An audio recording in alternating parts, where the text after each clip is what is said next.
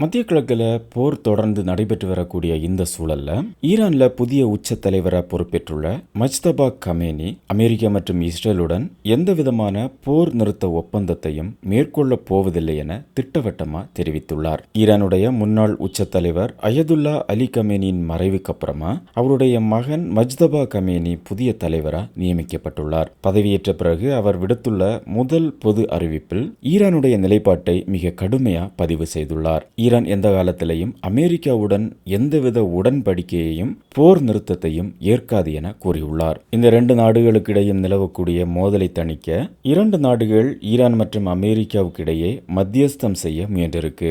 எந்த நாடுகள் என குறிப்பிடப்படவில்லை. ஆனால் இந்த போர் நிறுத்த முன்மொழிவுகளை மஜ்தபா கமேனி முற்றிலுமா நிராகரித்திருக்கிறார். அமெரிக்கா மற்றும் இஸ்ரேலின் தாக்குதல்கள் முழுமையா நிறுத்தப்பட வேண்டும் என கூறியிருக்கிறார். ஈரானுக்கு ஏற்பட்ட பாதிப்புகளுக்கு உரிய இழப்பீடு வழங்கப்பட வேண்டும் என கூறியிருக்கிறார். நிரந்தர போர் நிறுத்தம் உறுதி செய்யப்பட வேண்டும் எனவும் கூறியிருக்கிறார். இந்த கோரிக்கைகள் நிறைவேற்றப்படும் வரைக்கும் எந்தவிதமான பேச்சுவார்த்தைக்கும் இடமில்லை என ஈரான் அரசு வட்டாரங்கள் தெரிவிக்குது. தன்னுடைய தந்தையின் கொள்கையையே தீவிரமா பின்பற்றக்கூடிய மஜ்தபா கமேனி ஹார்முஸ் ஜலசந்தியை மூடக்கூடிய முடிவில் உறுதியாக இருப்பதாகவும் தெரிவித்திருக்கிறார். இதனால சர்வதேச எரிசக்தி விநியோகம் பாதிக்கப்பட்டு உலக அளவில் கச்சா எண்ணெயுடைய விலை உயரும் அபாயமும் ஏற்பட்டிருக்கு. அது மட்டுமில்லாம வளைகுடா நாடுகளில் உள்ள அமெரிக்க ராணுவ தளங்கள் மீது தாக்குதல் நடத்தப்படும் எனவும் அவர் எச்சரிக்கை விடுத்திருக்கிறார். இப்போ ஈரான் ட்ரோன் மூலமாகவும் ஏவுகணை மூலமாகவும் பதிலடி கொடுத்து வருது. அமெரிக்கா மற்றும் இஸ்ரேல் கூட்டு ராணுவ நடவடிக்கைகளையும் மேற்கொண்டு வருது.